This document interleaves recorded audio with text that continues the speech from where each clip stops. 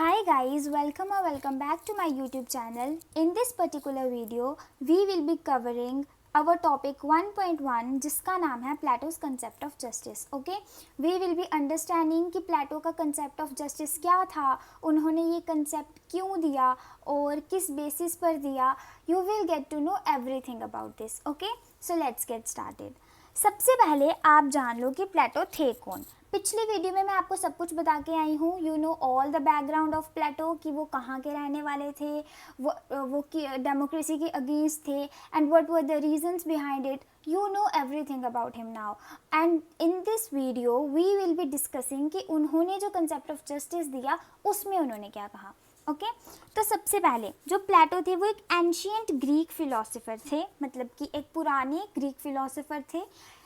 और उसके बाद यहाँ पर देखो उनका life time 427 BCE to 347 BCE. You all know the concept of CE and BCE. ये होता है ज़ीरो, यहाँ से हमारी टाइमलाइन स्टार्ट होती है फॉरवर्ड्स, मतलब 1 साल 2 साल 3 साल, तो ये फॉरवर्ड चलता है. It is positive. और इससे पीछे का हमें टाइम स्पैन नहीं पता है तो हम इसको नेगेटिव में गिनते हैं, -1 -2.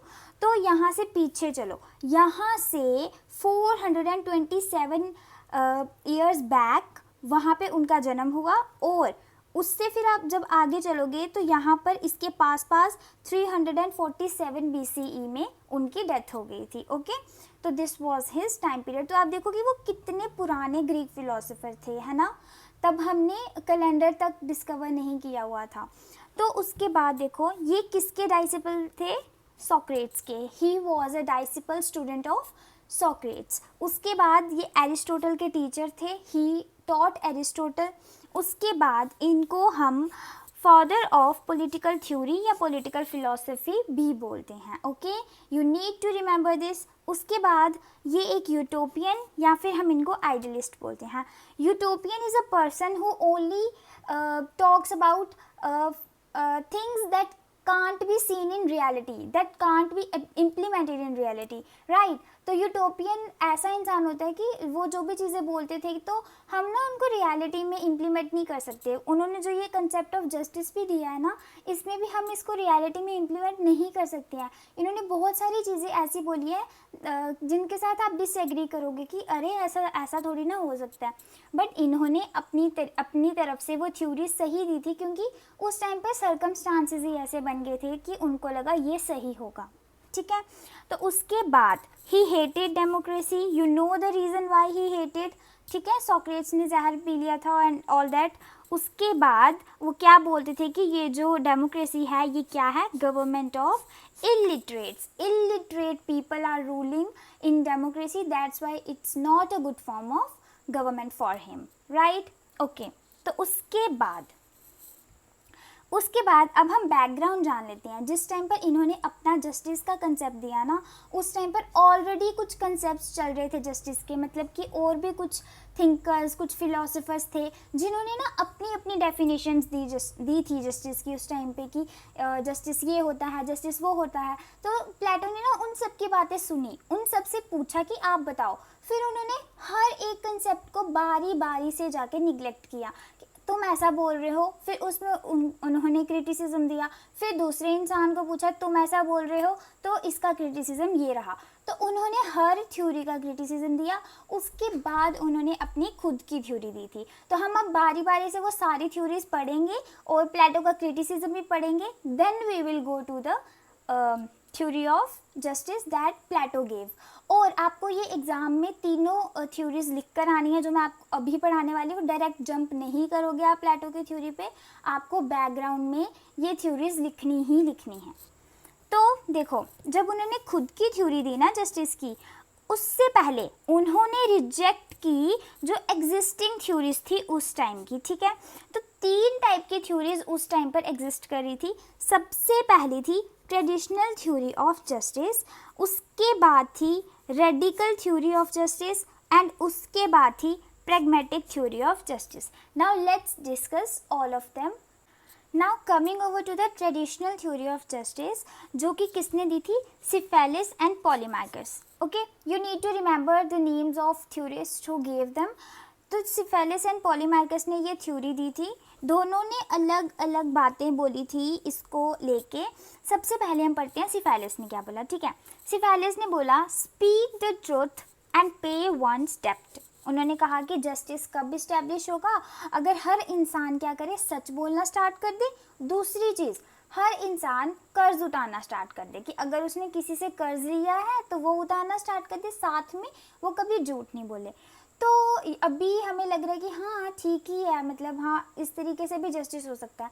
तो उसके बाद प्लेटो ने क्या बोला, प्लेटो ने इसको कहा कि अगर कोई एक इंसान, मान लो मतलब आपके देश का है वो इंसान, ठीक है, तो उसने किसी दुश्मन देश में वो चला गया, तो वहाँ पर जाके उसको दुश्मनों ने पकड़ लिया और अब वो उससे पूछताछ करना चाहते हैं, वो चाहते हैं कि वो अपने देश के सीक्रेट्स रिवील करे। तो वो इंसान अगर वो सच ही बोलता रहेगा तो वो जाके दुश्मनों को भी अपने देश के बारे में बता देगा, तो फिर वो वहाँ से जस्टिस आप कैसे बोल सकते हो, हाउ कैन से यू से कि वो जस्टिस हुआ, वो तो जस्टिस हुआ ही नहीं। तो ये बात तो ठीक है, but it can't be implemented in vital way, in universal fact कि हाँ ये चीज़ है तो जस्टिस होगा, ऐसा नहीं हो सकता। उसके बाद पॉलीमार्कस ने बोला give each person his due, good to friends and evil to enemies, ठीक है। इन्होंने क्या बोला कि हर पर्सन को ना उसका ड्यू देना चाहिए, मतलब जो वो चीज़ डिज़र्व करता है ना वो दे दो। अगर कोई आपका दोस्त है तो उसके साथ अच्छा करो, अगर कोई आपका दुश्मन है तो उसके साथ बुरा करो, तो ठीक है भाई, सबके साथ जस्टिस हो जाएगा। अगर वो दुश्मन है तो अब वो उसने आपके साथ कुछ ना कुछ बुरा किया होगा, तो आप जब उसके साथ बुरा करोगे खुद, तो फिर मतलब क्या बदला पूरा, तो उसको उसका कर्ज आपने उतार दिया तो सब ठीक हो जाएगा। तो प्लेटो ने इस चीज़ का जवाब क्या दिया कि जो इनजस्टिस है एनिमीज के साथ भी हम कर सकते हैं। इस चीज़ में क्या हो सकता है कि आपको नहीं पता कि कौन इंसान आपका फ्रेंड है और कौन इंसान आपका दुश्मन है। हो सकता है कि जो इंसान आपका फ्रेंड बन के बैठा हो उसी में दुश्मन छुपा हो, या फिर हो सकता है कि वही आपका दुश्मन हो अंदर से और आपको लग रहा हो कि वो फ्रेंड है, तो आप उसके साथ अच्छा अच्छा व्यवहार करते जाओ, है ना। तो और हो सकता है कि जो दुश्मन है वो एक्चुअल में आपका दुश्मन हो ही नहीं, किसी ने आपको भड़का दिया हो उसके खिलाफ, तो आपको कुछ गलत फहमी हो गई हो, लाइक दैट। तो उन्होंने बोला कि आप कैसे पहचानोगे कि ये इंसान दोस्त है, ये इंसान दुश्मन है। आप इसमें डिफरेंस करना बहुत ज़्यादा टफ है और हमें बहुत लेट ये चीज़ें समझ आती हैं कि कौन फ्रेंड था कौन बुरा था हमारे लिए। तो फिर उन्होंने कहा कि इस तरीके से भी हम जस्टिस नहीं कर सकते। तो देख लो यहाँ पर जो ट्रेडिशनल थ्योरी ऑफ जस्टिस थी, इन्होंने इसको निगलेक्ट कर दिया कि ये थ्योरी ऑफ जस्टिस नहीं हो सकती। Coming over to the radical theory of justice जो कि थ्रेसिमैकस ने दी थी, इन्होंने क्या बोला, माइट इज़ राइट, ठीक है। इन्होंने बोला कि इंटरेस्ट ऑफ स्ट्रॉन्गर को देखो, जो इंसान स्ट्रॉन्ग है ना उसके इंटरेस्ट की बात करो। फॉर एग्जाम्पल जो गवर्नमेंट है, गवर्नमेंट जो लॉज बना रही है वो सर्व करी है लोगों को, तो जो गवर्नमेंट के इंटरेस्ट की चीज़ है, जो चीज़ गवर्नमेंट को सही लग रही है बस उसको मानते चलो, तो क्या हो जाएगा, जस्टिस इस्टेब्लिश हो जाएगा। तो इसका क्रिटिसिज्म प्लेटो ने क्या दिया, what Plato said is true function of a physician is to cure the patient and not to make money. अगर कोई डॉक्टर है उसका ट्रू फंक्शन क्या है, उसका सही फंक्शन क्या है, उसकी ड्यूटी ये है कि वो अपने पेशेंट को क्योर करे। उसकी ड्यूटी ये नहीं है कि वो मनी बनाई है, उसका पैसा कमाना मोटिव नहीं होता है। जब वो किसी पेशेंट को ट्रीट कर रहे हैं तो उसको ये मन में नहीं रखना है कि उसको इससे पैसे मिलेंगे, उसको ये मन में रखना है कि उसे इसकी जान बचानी है। तो आप कैसे कह सकते हो कि अगर कोई गवर्नमेंट है तो आप उसके इंटरेस्ट, वो तो अपने इंटरेस्ट की बात करेगी, वो तो खुद का फ़ायदा देखेगी, तो उसको खुद का फ़ायदा नहीं देख के लोगों के लिए काम करना है, तो ये चीज़ जस्टिस नहीं हो सकती, ठीक है। उसके बाद प्रैग्मेटिक थ्योरी ऑफ जस्टिस जो कि ग्लॉकन ने दी थी, इन्होंने क्या बोला, need of weak constitutes majority of society. इन्होंने क्या बोला कि जो जस्टिस है वो नीड है वीक लोगों की, वीक लोगों को अक्सर जस्टिस नहीं मिल पाता है, तो अगर हम वीक लोगों के लिए जस्टिस की बात करेंगे तो ही सोसाइटी में जस्टिस होगा। और जो वीक लोग हैं वो मेजॉरिटी ऑफ सोसाइटी को कॉन्स्टिट्यूट करते हैं, मेजॉरिटी ऑफ सोसाइटी जो है वो वीक लोगों से ही बनी हुई है। तो इसका प्लेटो ने क्या क्रिटिसिज्म दिया कि जो जस्टिस है वो किसी भी फेयर या पावर के बेसिस पर हम नहीं बना सकते। आप बोलो कि अगर मतलब कोई स्ट्रॉन्ग इंसान है, पहले इन्होंने बोला कि स्ट्रॉन्ग इंसान के बेसिस पर बना दो, तो वो पावर के बेसिस पर बोलने लग गए थे। तो पावर के बेसिस पर या फिर फेयर के बेसिस पर हम जस्टिस को इस्टेब्लिश नहीं कर सकते हैं। आप बोलोगे कि हाँ भाई इनको डर है, तो अगर इनको इस चीज़ का डर है तो आप इनके साथ न्याय करो, इनको उस डर से बाहर निकालो तो इनके जस्टिस हो जाएगा। तो इन चीज़ों के बेसिस पर जस्टिस नहीं हो सकता है। जस्टिस जो है वो नेचुरली होता है, it is a natural process. ठीक है।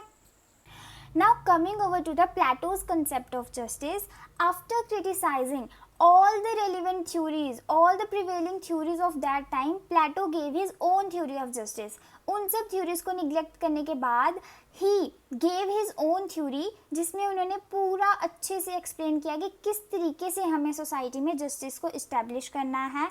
ठीक है। तो उन्होंने ये जो कंसेप्ट था ये अपनी एक बहुत ही famous book that is known as the Republic इसमें दिया है। You have to remember this book, it is a very famous book of Plato. Okay, now coming over to this quote that Plato has said. उन्होंने क्या कहा? Justice in life and conduct of state is possible only if it first resides in the hearts of and souls of citizens। उन्होंने क्या कहा कि justice है वो life में, और जो स्टेट है, स्टेट में कैसे, लोगों की लाइफ में और स्टेट में कैसे पॉसिबल है, अगर वो सबसे पहले सिटीजन्स की हार्ट में और सोल में जाके फिट हो जाए।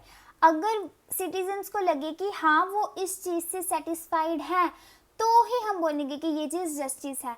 अगर लोग ही उससे निगलेक्ट कर रहे हैं, लोग ही बोल रहे हैं कि आई डोंट डिज़र्व दिस, तो वो चीज़ हम जस्टिस नहीं बोल सकते। ठीक है। Okay, now coming over to Plato's justice. Plato ने जस्टिस के बारे में क्या बोला? प्लेटो ने सबसे पहले जस्टिस को दो पार्ट्स में डिवाइड किया कि जस्टिस दो पार्ट्स में होगा। एक तो वो जस्टिस जो एक इंडिविजुअल के लिए होगा, और एक वो जस्टिस जो स्टेट के लिए होगा, जो सभी लोगों के लिए होगा। ठीक है। तो पहले हम इंडिविजुअल लेवल के जस्टिस की बात करेंगे, उसके बाद उसी के बेसिस पर हम स्टेट लेवल पर भी जस्टिस को इस्टेब्लिश करेंगे। ठीक है। अभी थोड़ा सा कंफ्यूजिंग लग रहा होगा, जब आप पढ़ोगे ना आपको सब समझ आ जाएगा। ओके, जब आप रिवीजन करोगे ना you will get to know each and everything जो भी मैं भी बोल रही हूँ। तो देखो यहाँ पर सबसे पहले इन्होंने इंडिविजुअल लेवल पर जस्टिस की बात कैसे की। यहाँ पर अब एक इंडिविजुअल को कैसे हम जस्टिस प्रोवाइड करेंगे उसको देखो। सबसे पहले इन्होंने बोला कि जो सोल होती है, जो हमारी अंतर आत्मा है, उसमें 3 एलिमेंट्स होते हैं। There are 3 elements in our soul. Which one? First one is reason, second one is courage and third one is appetite. ठीक है। तो देखो रीज़न क्या चीज़ होती है? रीज़न होता है सोचने की पावर, योर थिंकिंग पावर, कि आप कितना अच्छे से सोच पा रहे हो, आप कितना फास्ट सोच पा रहे हो, how intelligent you are. Okay, it shows your reason power. उसके बाद करेज क्या हो गया कि आप कितने बहादुर हो, आप कितना स्टैंड ले पा रहे हो, आप में कितना कॉन्फिडेंस है, दैट शोज योर करेज।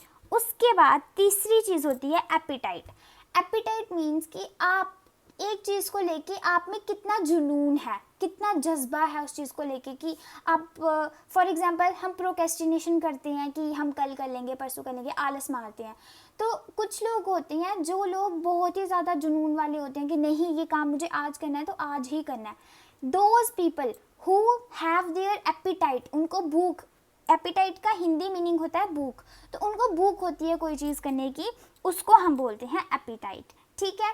तो अब ये 3 चीज़ें होती हैं हमारे पास, कौन कौन सी? रीज़न, सोचने की पावर, सेकेंड वन इज़ करेज कि हमारे पास कॉन्फिडेंस है, उसके बाद एपिटाइट कि हमारे पास भूख है उस चीज़ को लेके। ठीक है। तो इसके बेसिस पर उन्होंने बोला ये जो तीनों हमने पढ़े एलिमेंट्स ये हर इंसान में पाए जाएंगे। ऐसा नहीं है कि कुछ लोगों में सिर्फ रीज़न है, कुछ लोगों में सिर्फ करेज है, इट्स नॉट लाइक दैट। ये हर इंसान में पाए जाते हैं, हर इंसान में ये तीनों एलिमेंट्स हैं। लेकिन क्या चीज़ है जो इनको अलग बनाती है कि किसी में इसकी परसेंटेज ज़्यादा होगी, किसी में इसकी परसेंटेज ज़्यादा होगी और किसी में इसकी परसेंटेज ज़्यादा होगी।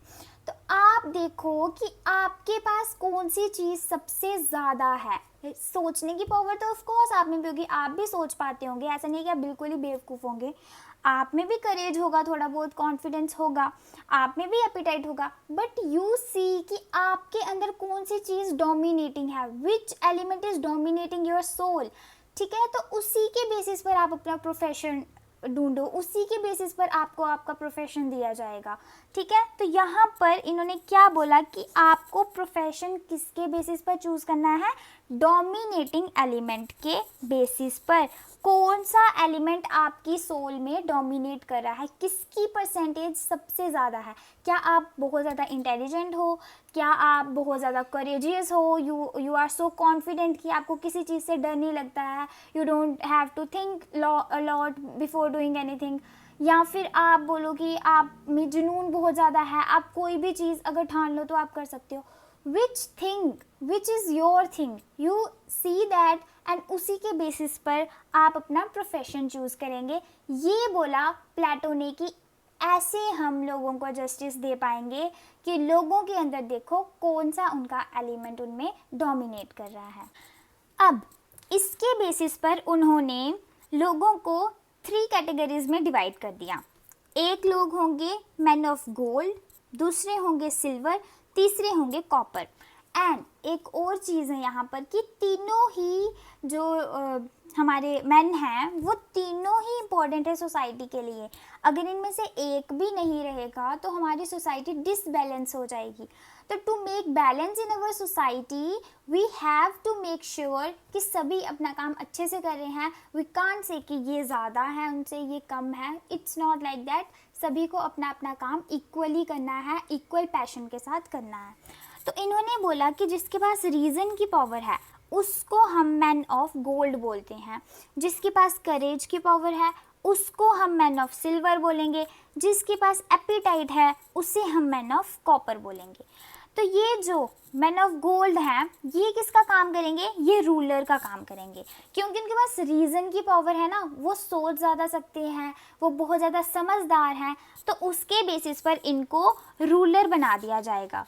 उसके बाद जिसके पास करेज ज़्यादा है, जो ज़्यादा कॉन्फिडेंट है, उसे सोल्जर बना दिया जाएगा। उसके बाद जिसके पास एपिटाइट है उसे प्रोड्यूसर बना दिया जाएगा। मतलब कि वो किसका काम करेगा, वो प्रोड्यूसिंग क्लास में चला जाएगा, वो सौदेबाजी करेगा, राइट। तो ये रूलर का क्या काम होगा, टू रूल। सोल्जर का काम होगा सिक्योरिटी प्रोवाइड करना, प्रोड्यूसर का काम होगा प्रोडक्शन करना। क्लियर है। उसके बाद यहाँ पर जस्टिस एट सोशल लेवल हम कैसे इस्टेब्लिश कर सकते हैं। आपको इंडिविजुअल लेवल के जस्टिस का कंसेप्ट समझ आ गया कि इंडिविजुअल लेवल पे हमें कैसे जस्टिस देना है लोगों को, कि सबसे पहले देखो कि कौन सा एलिमेंट उनकी सोल में डोमिनेट कर रहा है और जो एलिमेंट डोमिनेट कर रहा है उसके बेसिस पर उनको उनका काम दे दो। उसके बाद अब हम आ जाते हैं सोसाइटी पे। अब पूरी सोसाइटी में हम कैसे जस्टिस इस्टेब्लिश करेंगे। सबसे पहले प्लेटो ने यहाँ पे क्वेट पढ़ लो, state is individual writ large. मतलब कि जो स्टेट है वो इंडिविजुअल का ही लार्जर वर्जन है। लार्ज, जब हम इंडिविजुअल को ही लार्ज स्केल पर पढ़ेंगे तो हम उसे बोल देते हैं कि ये स्टेट है। ओके, तो यहाँ पर इन्होंने क्या बोला कि प्लेटो के जस्टिस में 3 प्रिंसिपल्स रहने वाले हैं। सबसे पहला है फंक्शनल स्पेशलाइजेशन, कि जिस इंसान को जो फंक्शन दिया गया, फॉर एग्जांपल रूलर को रूलिंग का दिया गया है तो उससे उसके फंक्शन को अच्छे से स्पेशलाइज करना है, उसमें स्पेशलिटी लानी है, मतलब कि वो उस फंक्शन में बहुत ज़्यादा स्पेशल होना चाहिए। यहाँ पर प्लेटो क्या बोलना चाहते हैं कि आपको ऑलराउंडर बनना नहीं है, आपको जस्ट एक चीज़ को पकड़कर उसमें परफेक्ट बन जाना है। तो that's what he is saying. उसके बाद यहाँ पर हार्मनी है। हार्मनी मीन्स कि जो रूलिंग क्लास है, जो रूलर है, वो रूल करेगा सोल्जर्स को और प्रोड्यूसर्स को। और ये जो है ये इसको रिस्पेक्ट प्रोवाइड करेंगे, ये रूलर को रिस्पेक्ट करेंगे, ठीक है। उसके बाद है नॉन इंटरफेरेंस, कि ये जो तीनों क्लासेस हैं रूलर, सोल्जर एंड प्रोड्यूसर, ये एक दूसरे में इंटरफेयर नहीं करेंगे, ये अपना अपना काम करेंगे। They will not interfere in each others work, कि तुम क्या कर रहे हो, या फिर मतलब कि अगर कोई प्रोड्यूसर है उसको आपने सोल्जर की क्लास में डाल दिया, ऐसे नहीं चलेगा। आपको सबको अपना अपना काम देना है और उनको उनका ही काम करने देना है। उसके बाद यहाँ पर हम पढ़ लेते हैं कुछ कैरेक्टरिस्टिक्स जो प्लेटो के जस्टिस की हैं। सबसे पहला फंक्शनल स्पेशलाइजेशन, कि हर एक इंसान को अपना फंक्शन स्पेशलिटी के साथ करना है, परफेक्शन के साथ करना है। उसके बाद इंडिविजुअल जस्टिस की बात की गई है, यहाँ पर सिर्फ सोसाइटी के जस्टिस की बात नहीं की गई है, इंडिविजुअल पर भी फोकस किया गया है। उसके बाद एजुकेशनल जस्टिस, यहाँ पर इन्होंने एजुकेशन पर भी फोकस किया है, वो हम आगे वाले टॉपिक में पढ़ेंगे। उसके बाद यहाँ पर नॉन इंटरफेरेंस है, कि एक दूसरे में इंटरफेयर मत करो। उसके बाद यहाँ पर justice for women, that's a very important thing, कि प्लेटो ने यहाँ पर कभी डिवाइड नहीं किया कि अगर कोई रूलर है या फिर सोल्जर है ये सिर्फ मैन बन सकते हैं, उसने मैन और वुमेन को अलग किया ही नहीं। He just said society and people, उन्होंने कहा कि जो वुमेन्स हैं वो भी, उनको भी इतना हक होना चाहिए कि वो भी सोसाइटी का पार्ट हैं, उनको भी क्लासेस में डाला जा सकता है, वो भी प्रोड्यूसर बन सकते हैं, वो भी सोल्जर बन सकती हैं, वो भी रूल कर सकती हैं। तो उन्होंने वुमेन्स को अलग नहीं किया था। उसके बाद यहाँ पर सोशल एंड इकोनॉमिक जस्टिस की भी बात हुई है। क्लियर है? Now coming over to the criticism of Plato's justice. सबसे पहला है लैक ऑफ ओवरऑल डेवलपमेंट। इन्होंने ओवरऑल डेवलपमेंट पर फोकस नहीं किया। जैसे कि मैंने आपको बताया कि उनका क्या कंसेप्ट था कि आपको ऑलराउंडर नहीं बनना है, you just have to make sure कि आप एक चीज़ में परफेक्ट हो रहे हो। बट इससे क्या हो रहा है कि हमारी ओवरऑल डेवलपमेंट नहीं हो पा रही है, हम ओवरऑल डेवलप नहीं कर पा रहे खुद को। अगर हमारे पास कॉन्फिडेंस होगा तो हम पैशनेट नहीं रहेंगे, अगर हमारे पास पैशन है तो हम लीडर नहीं बन पा रहे हैं। तो ये सभी क्वालिटीज़ एक इंसान में हो तो वो तो ज़्यादा अच्छी बात है ना, लेकिन वो कह रहे हैं कि आप बस एक ही क्वालिटी पे फोकस करो, बाकी वालों को साइड पर छोड़ दो। उसके बाद यहाँ पर क्लास वॉर चल रही है, मतलब कि इन्होंने जो प्रोड्यूसर्स हैं उनको थोड़ी कम प्रिविलेजेस दी हैं, जो रूलिंग एंड दूसरी सोल्जर क्लासेस हैं उन पे ज़्यादा फोकस किया है। तो इसकी वजह से क्लास में वॉर भी चल रही है कि कौन सुपीरियर है, कौन इन्फीरियर है, वो चीज़ें भी हो रही हैं। उसके बाद सेंट्रलाइजेशन ऑफ पावर, उन्होंने पावर सबसे ज़्यादा सिर्फ पावर किसको दे दी है? किंग को। किंग एक ही बनेगा इंसान और उसी के पास सारी की सारी पावर होगी। तो यहाँ पर आप देखो कि वो इंसान डिक्टेटर भी बन सकता है। So it's not a good thing for a society. उसके बाद निगलेक्टेड क्लासेस हैं, फॉर एग्जांपल जो प्रोड्यूसर क्लास है उसको इन्होंने निगलेक्ट किया हुआ है। देन ये यूटोपियन है, इट्स ओनली आइडियलिस्टिक, मतलब कि हम इसको सिर्फ सोच सकते हैं, सिर्फ अपने ख्यालों में बनाओ इस चीज़ को। रियलिटी में कोई इंसान ये एक्सेप्ट नहीं करने वाला है कि हाँ ठीक है आप मेरे को प्रोड्यूसर बनाना चाहते हो तो मैं वो बन जाऊँगा। वो बोलेगा कि अरे भाई क्यों, मैं मेहनत करूँगा, मैं रूलर भी बन सकता हूँ। तो ये एक यूटोपियन थ्योरी है, ये एक बस सोच तक रखने वाली थ्योरी है। उसके बाद इन्होंने लेस एम्फेसिस दिया है इंडिविजुअल पर और ज़्यादा किस पर दिया है? स्टेट पर। इन्होंने इंडिविजुअल का जस्ट एक कंसेप्ट दिया कि इस तरीके से आपको अपने अंदर एलिमेंट्स ढूंढने हैं, और इन्होंने ज़्यादा फोकस किस पर किया है? ये स्टेट के लिए लालची हो गए हैं। इनको सबसे ज़्यादा क्या इंपॉर्टेंट है कि हमें किंग कैसे अच्छा मिल पाए, फिलोसोफर किंग बनाना था इनको। You will study in your next topic. तो इनका बाकी कोई ज़्यादा मोटिव नहीं था, इनको बस ये था कि हम कैसे फिलोसोफर को किंग बना सकें। This was it for today's video guys. I hope you liked this video. If you liked it, share it with your friends, tell them about this channel and comment me down below any query, any question that you want to know from me. Take care, bye bye, see you soon.